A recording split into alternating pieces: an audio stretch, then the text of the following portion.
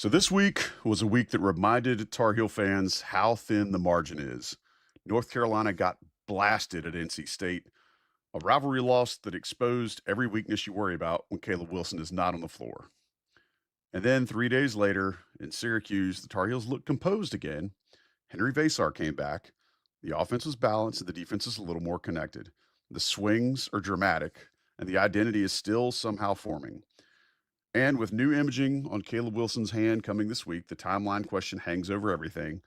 But tonight, we'll break down what this week told us and what Carolina must prove Monday night against Louisville. This is the Coast to Coast. Let's get into it.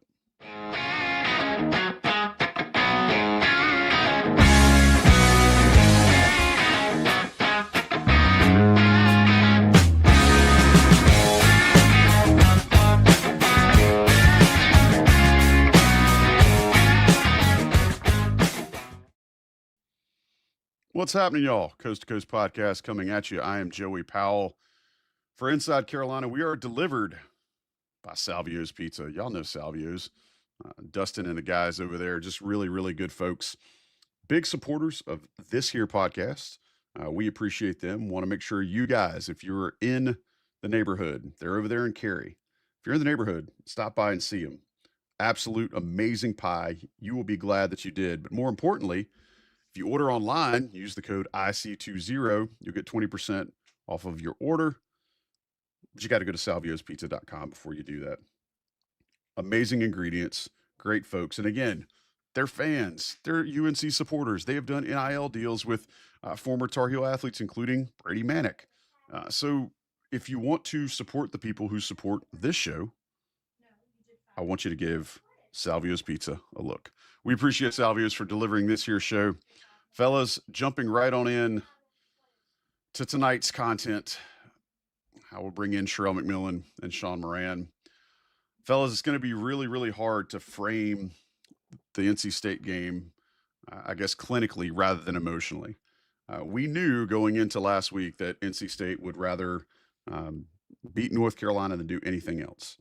And boy, did they ever attempt to do that. North Carolina was just overwhelmed physically inside without Henri Veesaar and Caleb Wilson. The rebounding deficit reared its ugly head again. They relied an inordinate amount on perimeter shooting, which was just abhorrent.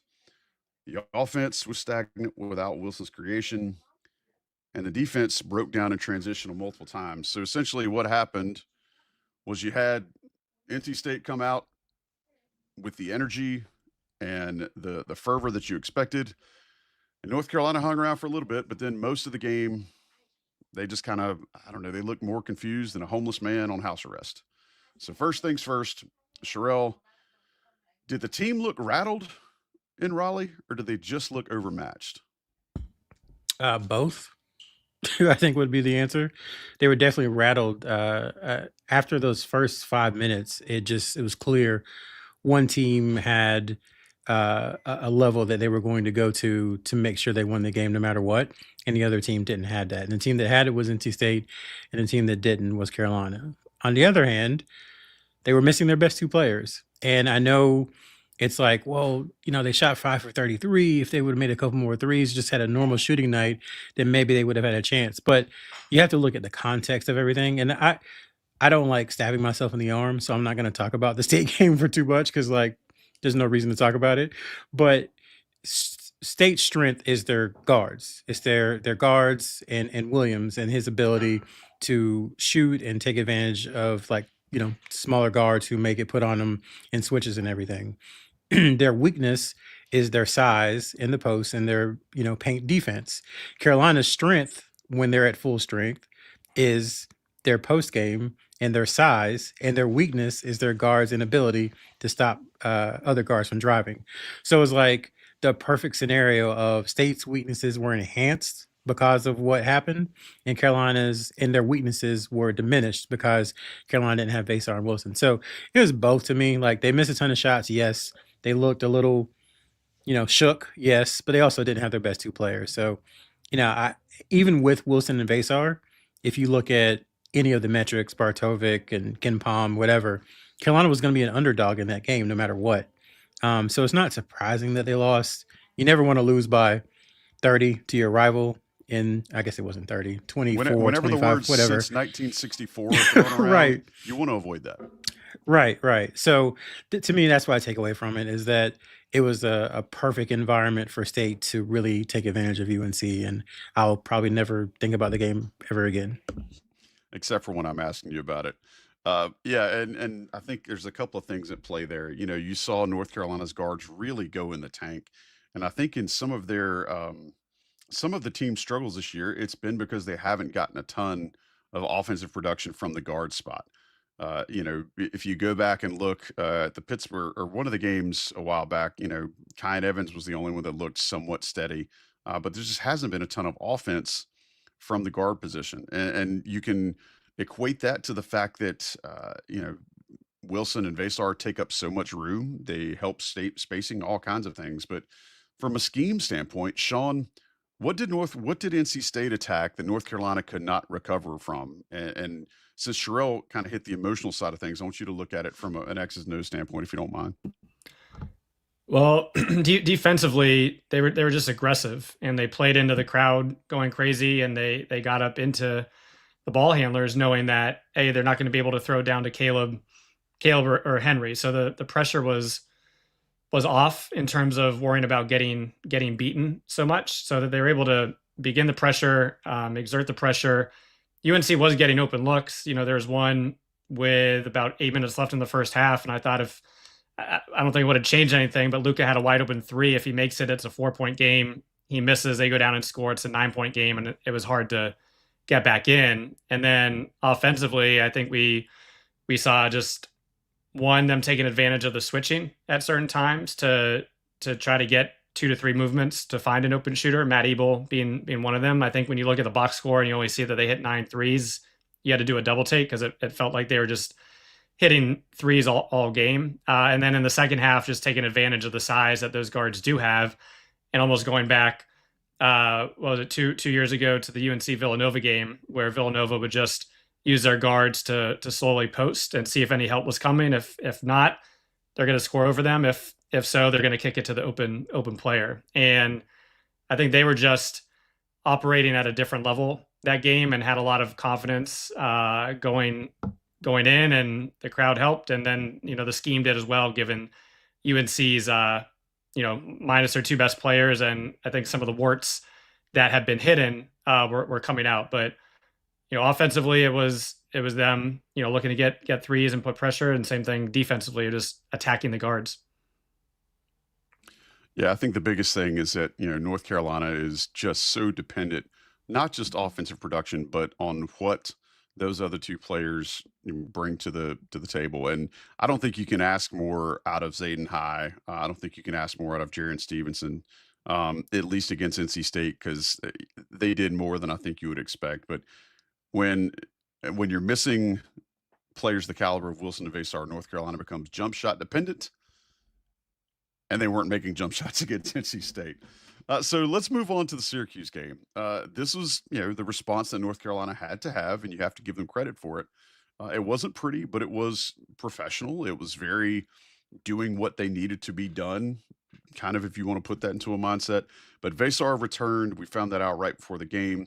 Immediately anchored the offense, immediately provided some, I think it was the second possession that Syracuse had. You know, he blocked a shot at the end of a shot clock. And that just tells you just how much difference a player of his size and caliber can make. North Carolina had better paint presence. They had better second half execution, and their defensive discipline was a little bit better, I believe, against Syracuse.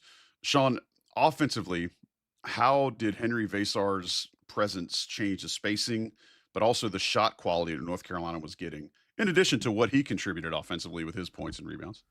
Well, I think you start with that last point of what he's able to contribute. And, you know, they were guarding him straight up a lot of the time, but here you have, and especially in that game, such a skilled big man in terms of what he can do with the right hand, left hand, you know, the footwork.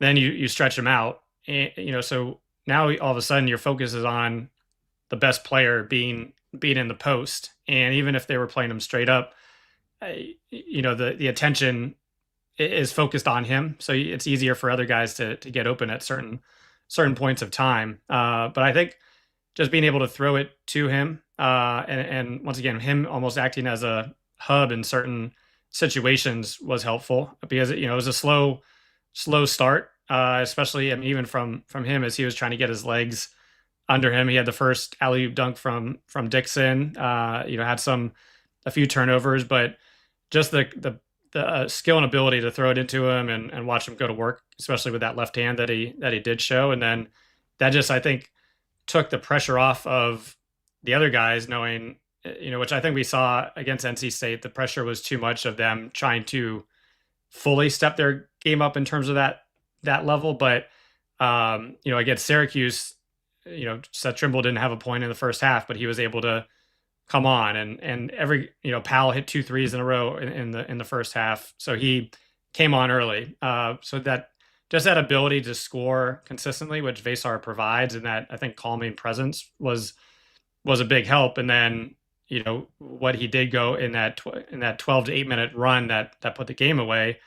Obviously Trimble played a big part, but Veesaar's just presence, both offensively and defensively, you can't put it into words what it means to a team such as UNC right now. Yeah, absolutely. And I think it's important that, I was banging on Seth Trimble because he was MIA in the first half. He just looked unsettled. The guards looked a little disconnected. They looked like they didn't know what they wanted to do with the ball, with the exception of Luka Bogavac. And we'll talk about him in a second. But Veesaar obviously gives them more options. Sherrell, I want you to talk about a little bit, and I should say I was banging on Trimble early, but he brought it on in the second half and really started attacking, because up until that second half against Syracuse, I mean, he was absolutely, I think it was like 5 for his last 26 from the field, and you can't have that from your senior guard. But man, credit to him for stepping up in the second half, because he ignited the Tar Heels offense. But Sherrell, help us understand how much of the team's confidence comes back just because a player of Veesaar's magnitude is on the floor. I mean, I think it helps, obviously, like Sean detailed, like having a skilled 7-footer who can block shots and shoot threes and post and hit from his left or his right hand. Like, those are kind of invaluable. It's a unicorn type deal. But also, those guys are confident. They believe themselves, and they know that what they put on the court on Tuesday just frankly wasn't good enough. Even undermanned, they know that effort, that shooting performance, that the defense that the guards played was just unacceptable. And I think they were told that, and I think they were probably a little embarrassed by it. So that always, to me, lends itself to a bounce back game. I think if you look at NC State, the game before the Carolina game, was that the one they lost by 40 to Louisville or whatever? At Louisville, lost by 40. At Louisville, yeah. So you see teams when they are embarrassed, like, guys have pride. They want to play better. So I think a big part of it was that Veesaar was back, obviously, at 19 points, 9 of 13. Like I said, really allowed everybody else to kind of do their thing. But also, they were due to have like a better performance, just because it's hard to play worse than they did on Tuesday. I think Trimble was kind of emblematic. You were talking about him. We can go into that more, but his defense on Tuesday wasn't good. The thought was, I think, going to the game, Sean talked about it last week, that he would be able to, put him on Copeland and kind of be able to slow him down a little bit. And he just didn't. Like, that was one of Copeland's best games of his career, and he just wasn't able to do it. And in the first half, you started seeing some of the same stuff. JJ Starling, who everybody forgets he didn't start off at Syracuse. Like, he started off at Notre Dame, but he's been around for so long that I feel like he's been at Syracuse for 6 years. But he's doing some of the stuff that he did 2 years ago when Carolina went up there and lost, where he was using his size, getting into the lane, and just shooting over the top of Carolina's guards. And it took them some time after he had that. I think he started off the second half on an 8-0 run by himself until Trimble and the other guards were able to get in front of him. So they just need Trimble to be more consistent, man. I know they're asking a whole lot of him, but he's just got to be better. And I think in the post game, if you listen to his comments, he knows, that he's not played well. And tomorrow night, obviously we'll get into Louisville some, but tomorrow night, I mean, there's not a team maybe that's more guard heavy in where they get their offense than Louisville. So they're really going to need him to step up. And I think he's capable. it's easy to get into a little bit of a funk after you hit the shot of a lot of people's lives. But that was 2 weeks ago. It's time to move on, time to get better, and I think he'll do it. I think it's also worth noting, there was more put on him because you were missing two post players. But by the same token, I think a lot of it's his decision making, it's energy, and North Carolina will absolutely need the Seth Trimble that showed up in the second half to make them what they want to be down the stretch here. So we got a little bit of a note prior to I guess it was Friday or Saturday. And I want to shout out to I can't remember if it was Cade or if it was Spencer from Inside Carolina, our staff there, mentioned that Caleb Wilson's waiting for some new imaging to see what happens next. So this will absolutely be our Caleb Wilson segment of the week. And y'all know Caleb. More importantly, do you know who sponsors the Caleb Wilson segment of the show? It's Alex Swire-Clark. Alex is just an amazing human being. He's a longtime award-winning speaker and brings enthusiasm and energy to rooms when he goes and does his presentation for companies and groups. And it's really an interactive, unforgettable experience that has helped a ton of teams, a ton of workplaces, all sorts of things that improve cohesion, improve communication. If your company's, is your leadership team always fighting each other, right? Do you lose top talent because people don't know how to work together? Do you have projects stall out because departments won't collaborate? Call Alex. He'll help fix that. He's going to come in with a motivational approach that will help folks using disc profiles and some other statistical empirical data to help you understand how your team can communicate and improve at being a team. I don't know why anybody wouldn't want that. Alex Swire-Clark, alexswire-clark.com. Love Alex. Grateful for his participation. He's a UNC grad. IC message board guy. Make sure you give Alex a call the next time you need to book a speaker. Or if you're struggling with your team, Alex is going to fix it. So reach out to Alex. Let's talk a little bit about Caleb Wilson this week. Again, the whole thing is that they're waiting for more bone imaging, to fix his hand. We talked last week about the bone stimulator that actually helps, regenerate bone growth to make things better, which is what you need when you're dealing with a minor fracture. But that's scheduled for this week. We still don't have a timetable, and North Carolina's not trying to replace him right now. They're trying to survive until he gets back. Sean, which offensive sets are just not there when a player like Caleb Wilson's out of the game? Throw the ball into him in the post and clear out, or Bing. throw the ball into him anywhere and let him attack or even the defense, getting the defensive rebounds and being able to push in transition. But I think it's really, and luckily with Veesaar back, they're able to throw it into that either left block, right block, or basically up to the free throw line and let them have the skill and ability to one dribble, two dribble, spin, hook, and do what they need. But you're missing that with Wilson, especially his ability just to rise over any defender with his explosiveness. So I think that's one. And then obviously when they're running, some of the movement that we love to see where they're setting the on-ball screen, but another big is popping out. The defense isn't as focused, even though Jaren's been playing well in shooting. They're not as focused on some of those other players as much. But it's really getting him the ball within that 15-foot range. And now here comes a double team. As we said, outside of Henry, you're not going to see them doubling the four-man in the lineup, which now you don't have those open kickouts for three-pointers when he does recognize the double team. So to me, it's really in that mid-range game, which he has excelled in, both from the turnaround fadeaways or just being able to attack and kick out. So, that it does take a lot out of the offense, but with Henry back in, it does negate some of that to a certain extent. Sherrell, how does the locker room stay steady when they've got games? They've got to show up. They've still got a tournament to play for, and they've got postseason seeding on the line, independent of what the committee members might say about injuries. How does the locker room stay connected when their best all around player and energy guy is sidelined? Well, I think you just answered it. They still have everything in front of them.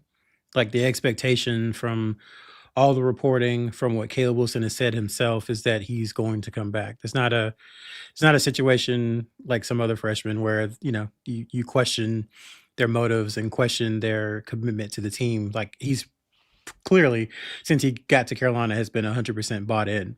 So I think that's the reason that the locker room is kind of able to stay together. If this was a situation where maybe, more comparative to last year, where their tournament lives were kind of flashing before them, I don't know that it would be that easy, because then it's like, man, this could be it.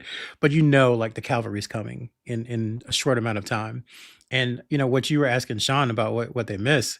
I mean, for me, there's just a couple of times each game where you're like, man, if they could just, and granted, they're 2-1 with him out. They're 2-1. And I'll speak for myself. That is better than I thought they were going to be. I thought they were going to win one game without him. I thought it was going to be the Pittsburgh game.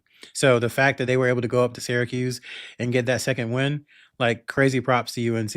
I know people say that's lowering the standard, but again, Caleb Wilson is that important to the team. But what I what I think they missed is there's a couple of times a game where he would just out athlete everybody, where he would just jump over someone, grab a rebound, push it up the floor in like 5 dribbles, and initiate Carolina's break. And they would either get a foul or a dunk or any of those things. So I think they miss that a ton, aside from, like Sean said, the kind of Caleb go do him, you know, just Caleb go do him, that play. But yeah, the confidence stays, because when this team is 100% intact, like they've beaten Kansas when Carolina's team was all together. They've beaten Kentucky without Seth Trimble. They beat Ohio State, who probably is going to be a tournament team in Trimble's first game back. He had been out for a month. Ohio State's kind of on the edge, but they beat Duke at full strength. They've won big games. They went to Virginia and won at full strength. So I think all that equals, like, man, if they can just hold down the fort, don't slide to a 8 or a 9 seed, just kind of stay where they are, then they should feel confident, going into the tournament at full strength, assuming nothing else happens. I think one as last game, I mean, all the games where he's been on the bench, I've been looking to see how engaged he is, and he's been, you couldn't probably ask for anybody to be more engaged. And I think that also goes to, coming back from the California trip, where it seemed like not just Caleb, but a lot of the guys were on their own little islands. And you did see, coming back from that trip on the court, Caleb was starting to celebrate the successes of everybody else a lot more. And when Henri had that dunk, the drive from the left wing, right hand dunk, you could see Caleb at the very end of the bench. As soon as the ball went through, like, he just jumped up, and you could see him almost like on the baseline, just celebrating the dunk. So I think to have a guy who's going to be a top 3 to 4 pick, just in terms of how emotionally he is at this point in time, even though he's not playing, still gives a lot of encouragement to the team, and goes back to what Sherrell was talking about all summer of, who's going to be that emotional leader. And it's obviously him. Yeah, I was just gonna say Bart Watts. Yeah, I saw Sean smirk when I said Ohio State is the tournament team too. I saw it. We recognize it. Yes, we know he hates the Big Ten. I mean, there are very few things you could do to Sean Moran that would make him angrier than making him watch the Big Ten tournament. I want to figure out what those things are. Guys, one more thing. I think we talked a little bit about North Carolina just having to tread water. Short answer: can North Carolina tread water without significantly ruining their postseason seed line, i.e., putting them on an 8 or a 9 without Caleb Wilson? One word answer, Sean. Yes. Sherrell. Yes, I think they already have. All right, that's good to hear. I know the folks listening will appreciate that. So moving forward, I think there's a lot to be said, and I did the post game with Rob while Tommy was covering baseball after the Syracuse game. And I think one of the things that we've seen, and if you really enjoy and allow yourself to enjoy what happens within a game and while your team's facing adversity, you can see some things that are actually a little bit of fun. Now, there'll be maybe some folks that are unhappy with coaching, with recruiting, with whatever. But if you truly enjoy the program, you can appreciate things like what has happened while Caleb Wilson, Henri Veesaar have been hurt. And let's be honest, Henri Veesaar went from we thought he had the flu to, oh my God, they're going to amputate his leg to he's so sick he would have to die to get better. Like it was really bad there for a while. Then all of a sudden he's playing Saturday. And so let's look at the kind of rotation and the identity change between North Carolina and these two games. NC State, you had short rotations, guys were tired, a lot of forced shots. Syracuse, you get Veesaar back, and all of a sudden you've got ball movement, your scoring's a little more balanced, possessions are cleaner.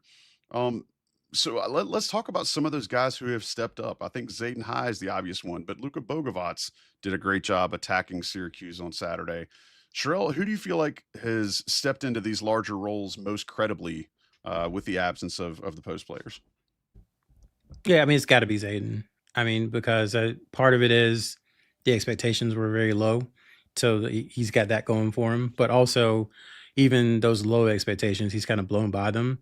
I think, from a rebounding perspective is what I really am. I don't want to say surprised, but you're happy to see, just because that's one of the things that outside of Veesaar and Wilson, we were always kind of like, well, where's the rebounding going to come from? And that was the main thing, honestly, when they went out. But let me rephrase.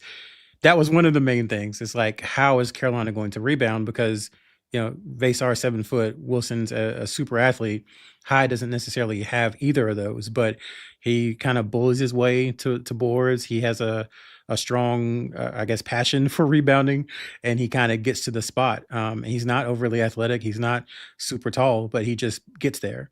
And he's got better hands than I think maybe we all thought. So I think he has really given Carolina a lot to think about when Caleb Wilson does come back.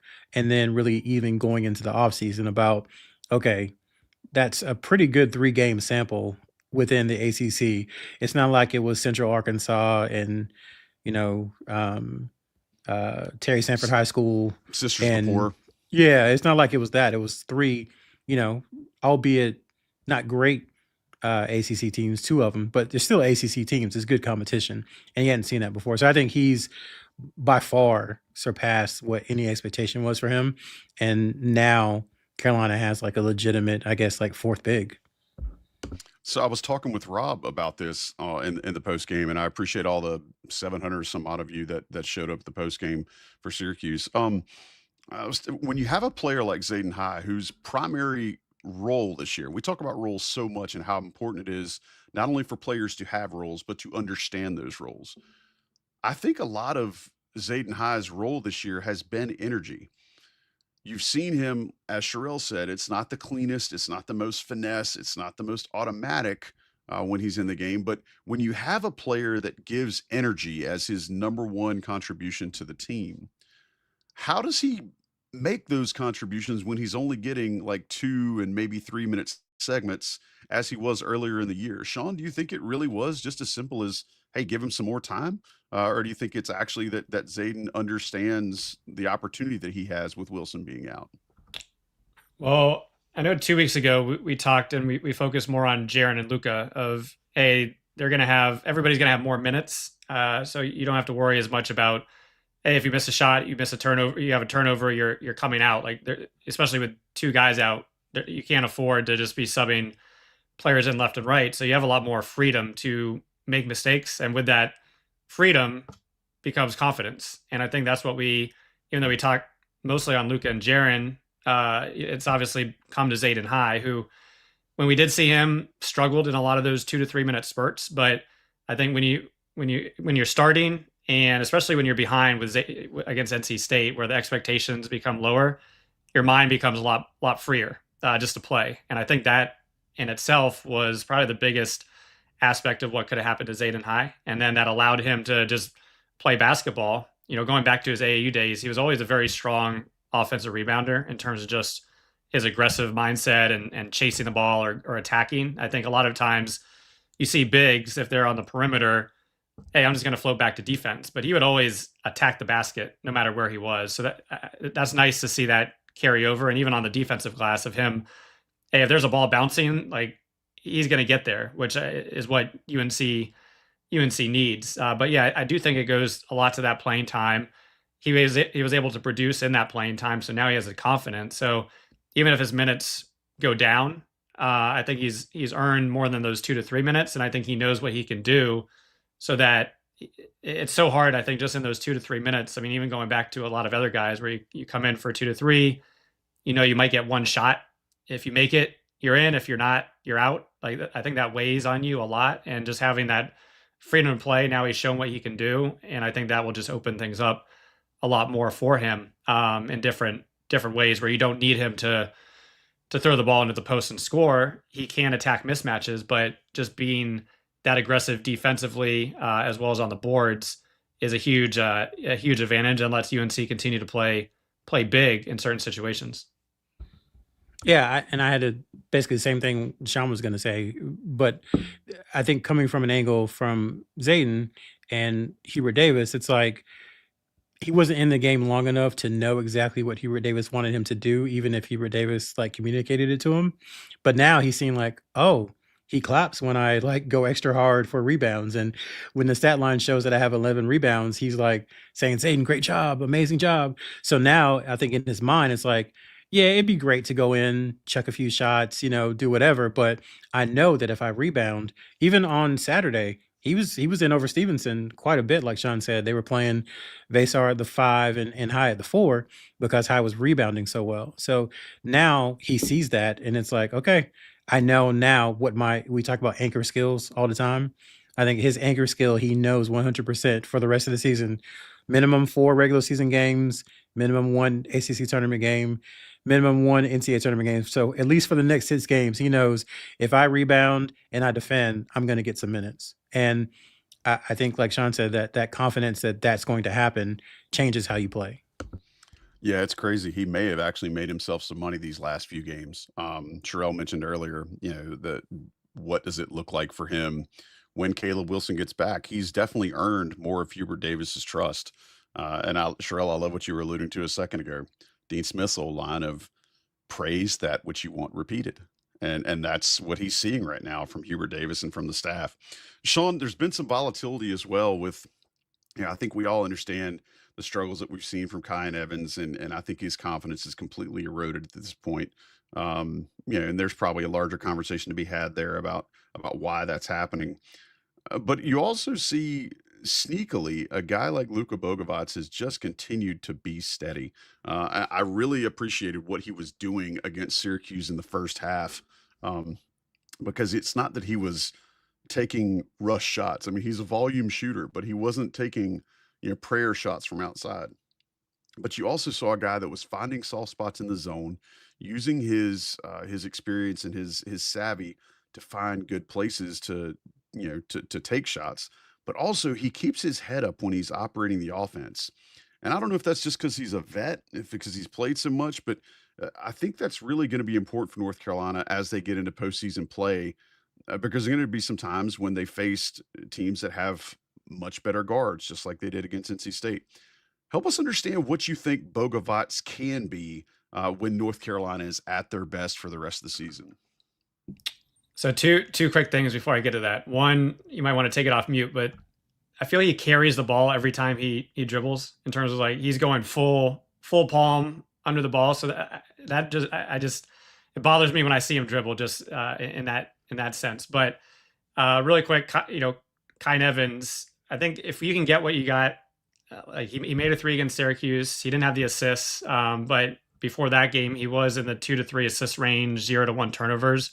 I think at this point of the game, if you can get that off the bench in a few minutes, that's a big win when he isn't. But it's just a tough situation for him. But in terms of Luka, I thought in that first half there was, especially with Syracuse getting up early, I thought he provided a very steady hand in terms of getting some key baskets. He didn't hit a 3 in the game, but he had five twos, and he's not overly fast, but he is quick enough to surprise defenders and oftentimes create some space. And then he is, I think, the unorthodox or the deceleration that he does have, sometimes it results in a powerful shot block, but he is able to get his shot off and finish and be resourceful around the rim. And I know we've talked about him a lot of, hey, if we can get the full version of Luka, what can that be? And if we can get a 80 to 90 to 100% of him, that does,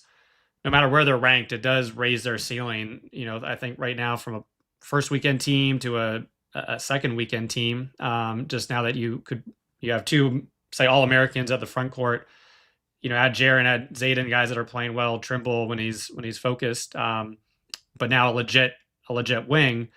It's huge, and I think that's what UNC was hoping for at the beginning of getting somebody at his age and at that experience in the Adriatic League. And it's been very volatile and frustrating at times, but I think he's cut back on a lot of those frustrations of maybe the overshooting or the lack of passing. I think he's also bought into the celebrating teammates and celebrating their successes. And if we can get his catch and shoot straight up and straight down threes that are money together with some of that, I saw in the chaff, the craftiness or the sneaky athletic as he drives to the basket and he gets the 10 to 14 points a game, that's a huge plus for UNC in terms of what they can do in the long run in the tournament. I feel like I just love Joey. I just love when he's driving to the lane. It's like you can hear it every time. It's it's like this weird kind of. He's got an alarm every time. It's a Luka alarm. Yeah, it doesn't matter if he's touched, if he's not touched. It's happening when he drives to the rim. I absolutely love the fact that he got the corner on somebody against Syracuse on Saturday. He's never going to be mistaken for a guy that is, quick on his feet, but he's just, somebody said in the chat earlier, crafty. I think is a good word for it. He's just able to pick his spots, and I do think he's got some savviness about him. Sherrell, last question about the other guys that I want to ask you. Is there a way for Hubert Davis to get more minutes for Jonathan Powell? I feel like we say that all the time. I feel like he gets the most out of his time when he's in there. Sometimes he's a strong defender, other times he's not. But is there a way for that to happen? I don't know, man. That's one of those things that I think there's got to be something that we don't know about, or some kind of limitation, whether it's knowing the defensive calls or something that happened. Because I don't quite understand it, because I feel like most of the time he's doing what he's supposed to do. He's being physical, and you'll live with mistakes as long as they're, most of the time, are mistakes of aggression. And I feel like that's the case with him. He seems pretty on balance. He's even trying to drive more. Now, there's been a couple of times where it didn't work out, but he at least is realizing that, like, hey, the scout is out. They know I'm just gonna, fake pass or pull up and try to shoot a three. So now he's trying to drive and make things happen. So yeah, I mean, I really don't have an answer. Like, I would play him more if I was the head coach, but obviously the head coach has some reason that he feels like he's not worthy of additional minutes, and I don't really know what that is. I'm not saying happy to see him. I'm not saying it's right or wrong either. I'm just saying I don't know. I was just happy to see him hit 2 threes in a row. I feel like even when you're getting it was never in a row. Now, granted, it didn't turn into anything after that, but yeah, I think once again there is the opportunity for him to be hitting 2 to 4 threes a game if given those opportunities, especially from the corners. That's the thing. They've got to find a way to get him the minutes to get him the shots. And that's where I think he's acquitting himself well. I don't know what his usage is. Don't know who he takes minutes from, but it's just, I feel like he's contributing more for this team he could be contributing more for this team than he's getting now. Excuse me. And let me add, Joey, it could be, we talked a lot about Jalen Withers last year before he kind of went on his tear. Everybody was like, well, Jalen Withers needs to play more. And we're like, yeah, we say that, but there's a point where when you play Jalen Withers too much, that the negatives outweigh the positives. Maybe it's a similar situation with Jonathan Powell where, again, I don't know this. I'm just talking in front of a microphone. But maybe it's a situation where they're trying to make sure that it doesn't reach that point where, it goes into the negative, so to speak. Sorry, Joey. Last thing on Powell, but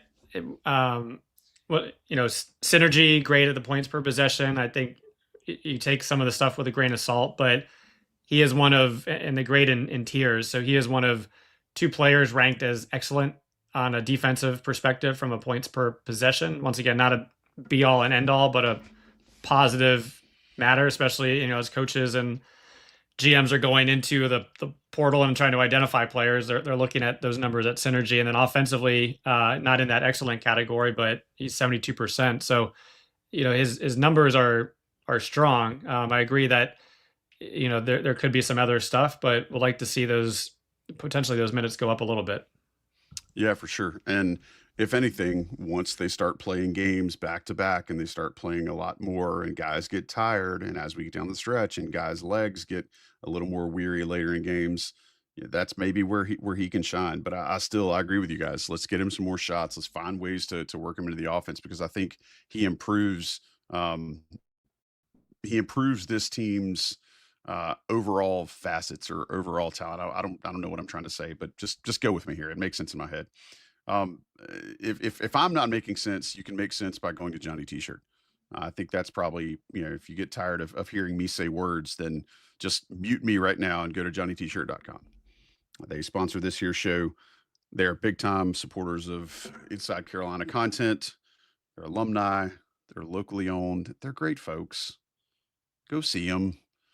The freaking Tar Heel baseball team played, Sunday at Boschmer Stadium, and it was cold and rainy, and they paused the game because of rain, and they never restarted it. And I'm hoping a lot of those folks that were in town took that chance to go to Johnny T-shirt and stock up on some baseball gear with the H, guys. Shout out to Norm McDonald. Johnny T-shirt, we love them. Use the premium code found on the message boards. Get your discount, your extra 10% off the top. We like Johnny T-shirt. Want you to like him as well. And I'd want to say I'm thankful for Sean for looking up that stat for me while we were talking. That's impressive. That's why I like Sean. All right, guys, let's look a little bit forward. Talk a little bit more about Louisville. North Carolina now has 3 straight home games before they close the season at Duke. So getting off the road, getting home. The good thing is North Carolina has been good at home this year. It's another chance for them to build some consistency. They won't have Caleb Wilson, we don't think, for the Louisville game. But this is a chance for them to get some momentum against a team that is favored. Line opened at, depending on which book you looked at, but the line opened at 1.5. It's now up to 3.5 as we are doing this show on Sunday evening. Not sure what anybody knows, but take that what you will. But Louisville will be favored. And Louisville is absolutely physical on the glass. They're not a great post offense team. All of their offense comes from their guards, and they are fun to watch when they're good. North Carolina absolutely needs to have some clean half-court offense, and they need to make sure they don't have an emotional letdown after the Syracuse win. I mean, Syracuse is a win they should have earned, and so let's hope that they can continue that. Sean, what matchup dictates the game between Carolina and Louisville on Monday night? Oof. I mean, it's really 3 matchups in my mind. It's the, Louisville, especially with Caleb Wilson, right? The front court is offsetting some of the back court, but you have 3 very potent guards, especially from a shooting perspective. Obviously, Brown, just what he's able to do on the ball, and who's gonna guard him. And then you have Conwell, who's Conwell and McNeely gonna be jacking up threes. So it's not just one matchup. It's those 3 in terms of how does UNC stack up, just given kind of the discrepancies on I think guard play, being realistic, especially in this game, and not having Caleb Wilson as a valve to offset some of that. Over the last 4 games, Louisville's gone either 8 threes at a minimum up to 18. So if UNC is also struggling from 3 on their side, or they're giving up the threes, it could be a long game. McNeely, he had been struggling up until the last game. I think he was in single digits despite still shooting 40%. A high efficiency rating, which is also interesting given he was at the very beginning UNC's initial portal target, or maybe one of the first ones that they went after pretty hard. And then you have Mikael Brown, who's joined that freshman discussion in terms of the crazy games that he's been putting up from a points perspective, and Conwell, who had to probably play more on ball when Brown was hurt, but now at 35%, not great, but he's going to fire off probably 6 to 8 threes, just given Louisville's style of play. So to me, it's sorry, Joey, not answering your question, but it's the guard, it's the guards and the wings in terms of that matchup. And if UNC is able to not have similar NC State, a wide discrepancy, then they're going to be in the game. But if not, then it could get ugly quickly. Sherrell, I mentioned earlier that North Carolina has been good in the Smith Center this year. I think they're undefeated as we record this on the season. How important will it be for North Carolina to have good energy and set the tone at home Monday night? Well, we always talk about role players, right? And role players are better at home than they are on the road. So I guess the hope is that the shooting, it wasn't great against Syracuse. It was abysmal against State. So I guess their hope is that it kind of takes the next step and is like average. And then maybe by Virginia Tech or Clemson, it'll be good because they're going to have to hit shots to keep up with Louisville if Louisville is making them. That's the other thing. Like if you look at someone sent it out on Twitter earlier today, but Louisville's defense, as you go from quad 4 to quad 3 to quad 2 to quad 1, gets worse at every single level to the point against quad 1 teams, they're giving up like 119 points per 100 possessions, which is not good, which is like SMU, not quite Carolina against SMU territory, like in that 119 to 130 range is really, really bad defense. So I think if you're Carolina, the hope is that, being at home against a team who hasn't defended well against good teams, that you get some looks and that they're frankly, you forcing in them not into they're going to take a ton of threes. So you're forcing them into a little tougher threes than they normally would take and that they're off so that you can fuel transition. And if that cycle starts, they can shoot themselves out of a game just as quick as they can shoot you out of a game. So I think that's the hope for UNC. I'm curious what y'all think from a defensive matchup standpoint. Like when you have Derek Dixon, I'm like, I don't quite know where to slot him because I think if it was McNeely, they're just going to run him off of 37 screens on one possession and just wear Dixon down. I don't think you really want him on Brown. So kind of, where does he go? Does that leave him on Conwell? Do you put Trimble on? I mean, I think you have to put Trimble on Brown and just hope that Trimble can regain some of his defensive form. And then Luka on McNeely. Is that how y'all would go? Yeah.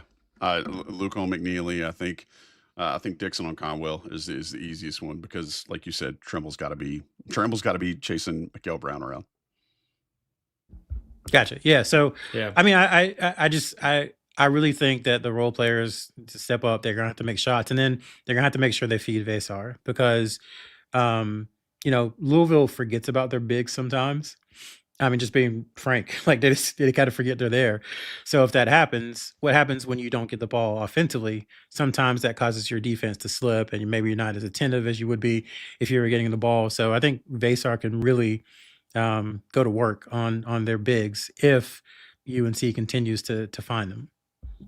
Although on that point, I'd say that's probably the other matchup, Joey, in terms of what you're looking for.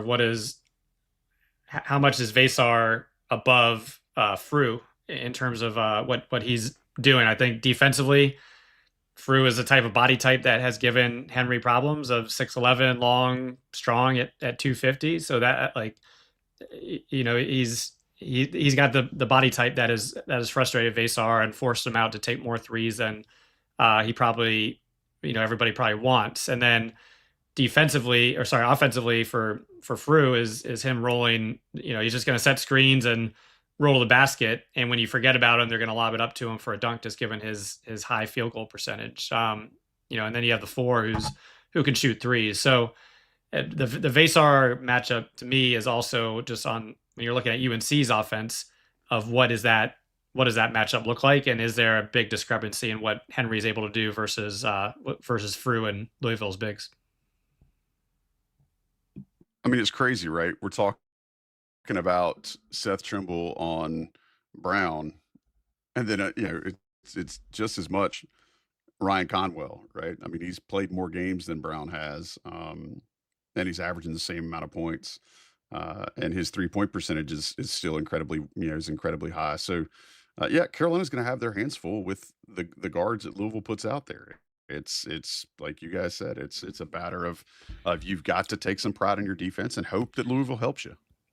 And that's been, back to SMU, Stanford, Cal, that's been NC State, that's been the bugaboo. When Carolina Yep. can't contain guards, I mean, it's very hard for them. I mean, it's hard for anyone to win if you can't contain guards. But for this specific Carolina team, it kind of means lights out if the other team's guards are having good games. All right. A couple of questions before we get out of here, and I appreciate all the almost 500 of you guys that have joined us tonight live. Hey, if you're watching us later, or if you're not live and you're listening to this later, we appreciate it. Just make sure you subscribe if you wouldn't mind. Subscribe, review us. Most of the folks in the chat right now, if you are live, make sure you guys like us, give us a big thumbs up, but subscribe so you know we're doing this. We try to do these pretty regularly, but sometimes other things will pop up, and if you want to know when that's happening, you won't know unless you're subscribed to our feed. So make sure you're doing that. All right, guys, a couple of questions. We'll get out of here. Sherrell, is what North Carolina is dealing with these swings, and again, we've seen the pendulum go in multiple directions in the past 2 weeks. Do you feel like this is normal for a team that's missing its star? No, because the swings were happening even when Caleb Wilson was playing. I think this is just been a weird year. If you like, I know we're still some ways away from an ending, but they're 21-6, and you look at it, you're like, oh, 21-6, and they beat Kentucky and Kansas and Duke and Virginia, and you're like, man, that must have been a good year. It doesn't feel like it because the roller coaster just goes up and down, where they're looking good, and then they just lay 2 eggs, like the biggest eggs you've ever seen on the West Coast, and then you're worried, like, are they gonna make the tournament? They beat Virginia. It's like, okay, here they go, and then they lose a game, here or there, and then you're like, okay, they're good to go. They beat Duke. Yeah, it's going to be a emotional roller coaster, but beat Miami. Who knows what might happen? And they lose to Miami, and Miami didn't play great. And then it's like, okay, they lose both players. They beat Pittsburgh convincingly. And it's like, maybe they have a chance against State. No, they didn't. They never had a chance. So it's just, I think, the fact that this team has been like this the whole season, I don't think it really can attribute to them having lost Caleb Wilson or Veesaar for 2 games. It's just kind of this team's identity. It's not quite like I don't want to say it's quite playing to the level of the competition, but it's not far from it. And it's just a lot of up and down. And I think that's why kind of they are where they are. 21-6, but it's like 21-6, not quite with an asterisk. It's hard to explain. It's like 21-6, comma, but. Well, no, and what's crazy, and this is where I think it would be fascinating if somebody wanted to write something about the West Coast trip. Like, think about how differently folks feel about the team, the program, the coaching staff, so many things if they hadn't gone to California and handled those 2 games the way those 2 games were handled against those 2 opponents. Like, it's Right. fascinating to me. That's such a story within a season.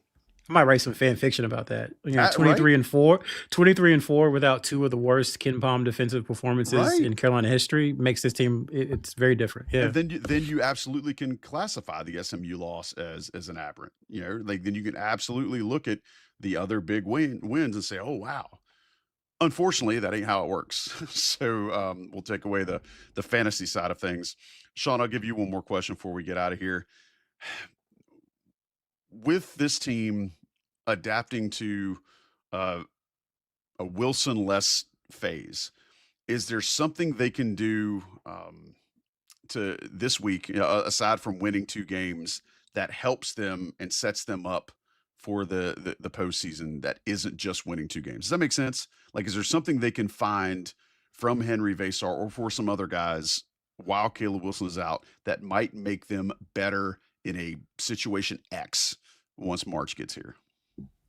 Well, I know last week we talked about realistically going 1-1, which was viewed pessimistically, but I think still getting that Syracuse win was huge. At the beginning of the season, I thought Louisville was going to be one of the bigger wins at home. Right now, the Virginia Tech game might be huge if they lose on Monday, in terms of having to win that one before the final 2. So in terms of the wins and losses, needing to go at minimum 1-1 without Caleb, I think, again, but in the larger picture, I don't think there's any one thing. I mean, it's continued reps for the guys. I think there are things that they need to improve upon. Once again, Jaren's been improving, but then he took a step back to a certain extent in Syracuse, and Luke has been improving, but and Dixon was playing well and played well in the clutch, but shooting wise has fallen off a cliff for the most part. So you've got a lot of just moving pieces, and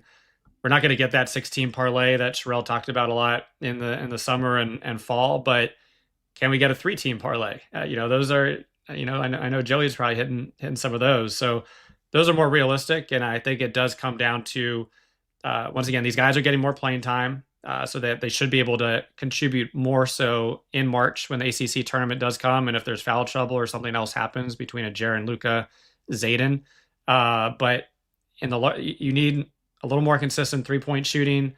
We haven't touched on the foul shooting.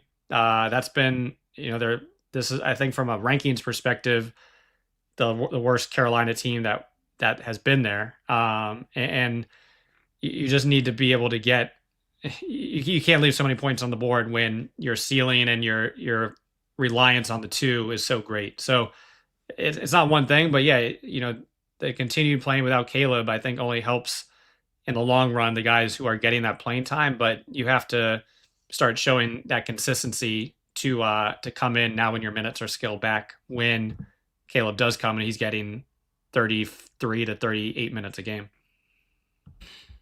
I just had one stat I wanted to share before we go. Back to conference only. So conference only, for those that don't know, is just your stats within ACC play is what it is, right? So Carolina's played 14 ACC games thus far. They're 9-5. After the so they're still, I guess it's good news, bad news. The bad news is they're still in last place in 3-point defense in the ACC, as they have been for quite some time.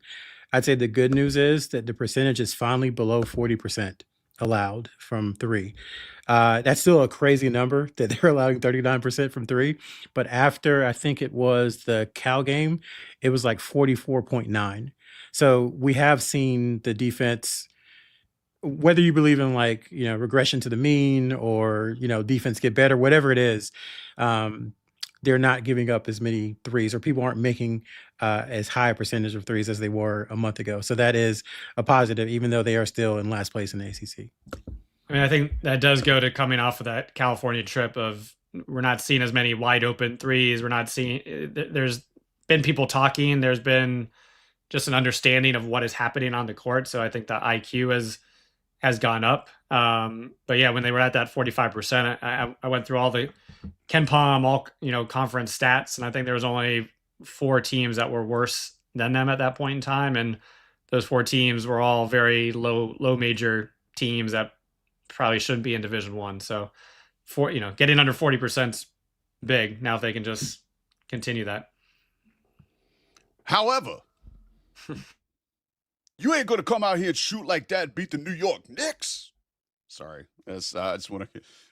Folks apparently love that Sherrell and I just lost it last week and went into some Stephen A. Smith comments. So I just want to give those folks some love who acknowledged it. But this has been a fun show, guys. I know, man, Tuesday was brutal, but this team still continues to keep us on our toes and still finds ways to make us not know what we're watching and then have to come here and suss it out every week. But we appreciate all the folks that listen to us and the 500 of you that have joined us tonight live. This week didn't define Carolina. It just revealed more margins. And without Caleb Wilson, they're balancing. But with Veesaar back, they're stabilizing a little bit. Then Monday night against Louisville is another chance to prove that stability might be able to become consistency. We'll see. Sherrell, Sean, appreciate you guys. Shout out to Salvios for delivering the show, to Alex Swire-Clark for sponsoring our Caleb Wilson segment. And we're also grateful for Johnny T-Shirt for outfitting anybody who needs to be outfitted in Tar Heel gear. We're grateful for all of y'all. But until next time, I'm Joey Powell for Inside Carolina. This has been the Coast to Coast Podcast. Y'all make it a great week.